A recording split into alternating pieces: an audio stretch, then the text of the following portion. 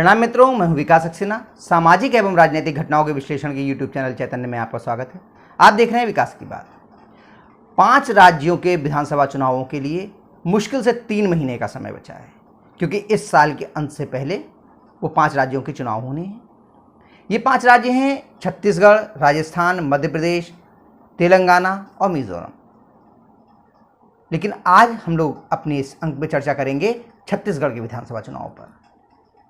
दरअसल बसपा नेत्री मायावती ने स्पष्ट तौर पर कह दिया है कि वो कांग्रेस या उसके नेतृत्व वाले इंडिया गठबंधन में शामिल नहीं होंगी और ना ही वो भाजपा के नेतृत्व वाले राष्ट्रीय जनतांत्रिक गठबंधन में शामिल होंगी। इसके बाद कांग्रेस को अब ये लग रहा है कि उसकी कम से कम 3 राज्यों में, छत्तीसगढ़, मध्य प्रदेश और राजस्थान में, जो चुनावी मुसीबत है वो बहुत ज़्यादा बढ़ने वाली है।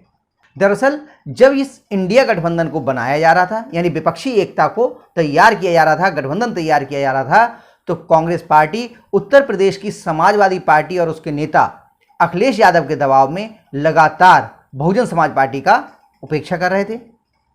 उन्होंने किसी भी बैठक में, जो पटना बिहार में हुई या फिर बेंगलुरु में हुई, मायावती को न्योता भी नहीं भेजा। लेकिन उन्हें यह महसूस हुआ कि अगर मायावती जी छत्तीसगढ़ में, मध्य प्रदेश में और राजस्थान में अलग से अपने प्रत्याशी उतारती हैं तो उनके लिए बड़ा नुकसान हो सकता है। इसीलिए मुंबई की बैठक से ठीक पहले, बेंगलुरु की बैठक में नहीं बुलाया गया था, मुंबई की बैठक से ठीक पहले मायावती जी के लिए ये प्रस्ताव भेजा गया किसी अन्य दल के माध्यम से कि वो जो विपक्षी गठबंधन है उसमें शामिल हो जाएं, जिससे मायावती जी ने साफ इनकार कर दिया। तो आज जो हम छत्तीसगढ़ की बात करने जा रहे हैं कि छत्तीसगढ़ में किस प्रकार से मुसीबत हो सकती है, तो थोड़ा सा हम लोग पहले छत्तीसगढ़ का गणित समझ लें कि वहां पे चुनावी गणित है क्या। छत्तीसगढ़ में असलियत में जो विधानसभा है उसमें 90 सीटें हैं। उन 90 में से 39 सीटें जो हैं वो रिजर्व हैं, आरक्षित श्रेणी में आती हैं। 39 में से भी जो 29 यानी 29 सीटें हैं वो अनुसूचित जनजाति वर्ग के लिए, यानी ये एसटी के लिए आरक्षित हैं। 10 सीटें अनुसूचित जाति यानी एससी के लिए आरक्षित हैं और 51 सीटों पर सामान्य वर्ग के प्रत्याशी जो हैं वो चुनाव लड़ सकते हैं। सामान्य में तो सभी लोग लड़ सकते हैं। तो इस तरीके से ये आरक्षण की स्थिति है। अगर हम जातीय गणित की बात करें तो यहाँ पर लगभग 32% वोट जो हैं वो अनुसूचित जनजाति वर्ग से आते हैं, 13% वोट अनुसूचित जाति वर्ग वालों के हैं और लगभग 47% वोट ओबीसी यानी अन्य पिछड़ा वर्ग के लोगों के हैं। इन 47% में लगभग 95 जातियां हैं। पिछला विधानसभा चुनाव जो सन 2018 में हुआ था, इसमें कांग्रेस ने बहुत ही शानदार प्रदर्शन करते हुए 68 यानी 68 सीटों पर विजय हासिल की। भाजपा सिर्फ 15 सीटों पर सिमट के रह गई, जो लगातार इस प्रदेश के बनने के बाद से इस राज्य की सत्ता पे थी और डॉक्टर रमन सिंह यहाँ के मुख्यमंत्री थे। 2003 में पहला चुनाव हुआ था, तब से लेकर 2018 तक लगातार छत्तीसगढ़ में भाजपा की ही सरकार रही थी और रमन सिंह उसके मुख्यमंत्री रहे थे। अजीत जोगी की पार्टी जनता कांग्रेस और मायावती की बहुजन समाज पार्टी का इस राज्य में गठबंधन था और इन दोनों ने मिलकर के 7 सीटों पर विजय हासिल की, जिसमें से 5 सीटें अजीत जोगी की पार्टी ने जीती और 2 सीटें बहुजन समाज पार्टी ने जीती। तो ये रहा 2018 का चुनाव। फिर बाद में 4 सीटों पर उपचुनाव हुए, जिसके बाद वहां का फिर से एक बार चुनावी गणित बदल गया। बहुजन समाज पार्टी अपनी 2 सीटों पे ही रही। जो जनता कांग्रेस अजीत जोगी वाली थी वो 4 सीटों पर से वो 5 से सिमट करके 3 पर आ गई। 1 सीट खोई भाजपा ने, वो 15 से 14 पे आ गई और कांग्रेस की सीटें इस समय वहां पर 71 हैं, 71। लेकिन जब अजीत जोगी का निधन हुआ है उसके बाद से जनता कांग्रेस वहां पर पूरी तरीके से बिखर चुकी है।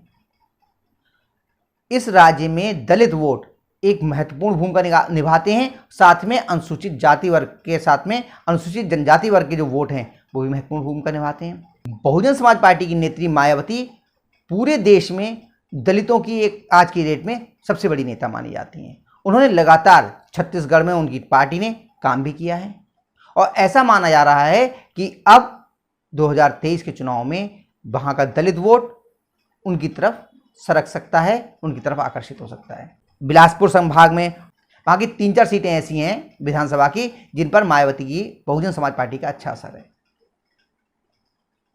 अगर बहुजन समाज पार्टी दलित सीटों को, यानी कि अनुसूचित जाति वर्ग की जो 10 रिजर्व सीटें हैं वो, और इसके अलावा लगभग 11 सीटें ऐसी हैं जिन पर दलित वोटों का अच्छा प्रभाव है, उन पर कोई अच्छा प्रदर्शन करती है तो इसका सीधा सीधा नुकसान कांग्रेस को होगा, क्योंकि इनमें से अधिकांश सीटें इस समय कांग्रेस के पास हैं, उसने जीत रखी हैं। इन दिनों आम आदमी पार्टी वो भी लगातार ये प्रयास कर रही है कि किसी तरीके से छत्तीसगढ़ में अपने पैर जमा सके। खासतौर से उसने बस्तर संभाग में और बिलासपुर संभाग में और सरगुजा में वहाँ पर बहुत ज़्यादा काम किया है और वो कोशिश कर रहे हैं कि यहाँ पे उनके प्रत्याशी को ठीक ठाक वोट मिल जाए। ऐसा माना भी जा रहा है, अभी एक जो रैली हुई थी आम आदमी पार्टी के नेताओं की, उसमें भीड़ भी अच्छी खासी जुटी थी। तो ये माना जा रहा है कि आम आदमी पार्टी भी यहाँ पर अच्छा प्रदर्शन करेगी, लेकिन आम आदमी पार्टी और मायावती जो सेंध लगाएंगी वो कांग्रेस पार्टी के वोट में लगेगी, ऐसा माना जा रहा है। जो वहाँ के राजनीतिक विश्लेषक हैं वो इस तरह से बता रहे हैं कि इसका नुकसान कांग्रेस को होगा, भाजपा को भी नुकसान होगा, लेकिन ज़्यादा नुकसान कांग्रेस को होने की संभावना दिख रही है। ठीक इससे उलट अगर मायावती जी का और कांग्रेस का समझौता हो जाता, क्योंकि वर्तमान में मायावती जी का जनता कांग्रेस जोगी जो है उससे कोई समझौता नहीं है। अगर इनसे राजनीतिक समझौता हो जाता, वो राजनीतिक गठबंधन हो जाता, तो स्वाभाविक रूप से दलित वोट ज़्यादा मजबूती के साथ कांग्रेस से जुड़ता और इसका कांग्रेस को लाभ मिलता। लेकिन कांग्रेस मायावती जी की लगातार उपेक्षा करती रही और उन्हें अपने साथ नहीं ले पाई। नतीजा ये निकला है कि पिछले ही महीने मायावती जी ने अपने 9 प्रत्याशी भी घोषित कर दिए छत्तीसगढ़ के लिए। इसमें से 2 प्रत्याशी तो उनके वही हैं जो इस समय वर्तमान में विधायक हैं। एक तो शक्ति जिले की जैजैपुर विधानसभा सीट है, वहाँ से केशव प्रसाद चंद्र के लिए टिकट दिया गया है, और चांपा जिले की पामगढ़ सीट है, वहाँ से इंदु बंजारे को प्रत्याशी बनाया गया है।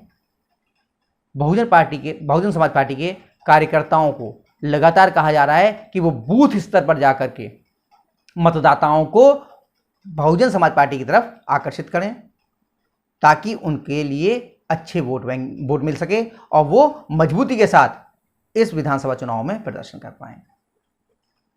तो जो मैं कह रहा था कि जिस तरह से राजनीतिक तौर पर मायावती जी की उपेक्षा की गई, क्योंकि ये मालूम है कि उत्तर प्रदेश में जो वर्तमान हालात हैं इसमें मायावती जी का और अखिलेश यादव जी का कोई भी राजनीतिक गठबंधन होने नहीं जा रहा है। तो अखिलेश यादव जी के दबाव में, समाजवादी पार्टी के दबाव में कांग्रेस ने जिस तरह से मायावती जी की उपेक्षा की है, ऐसा महसूस हो रहा है कि उसका बड़ा खामियाजा उन्हें छत्तीसगढ़ में भुगतना पड़ सकता है। तो आज के अंक में बस इतना ही।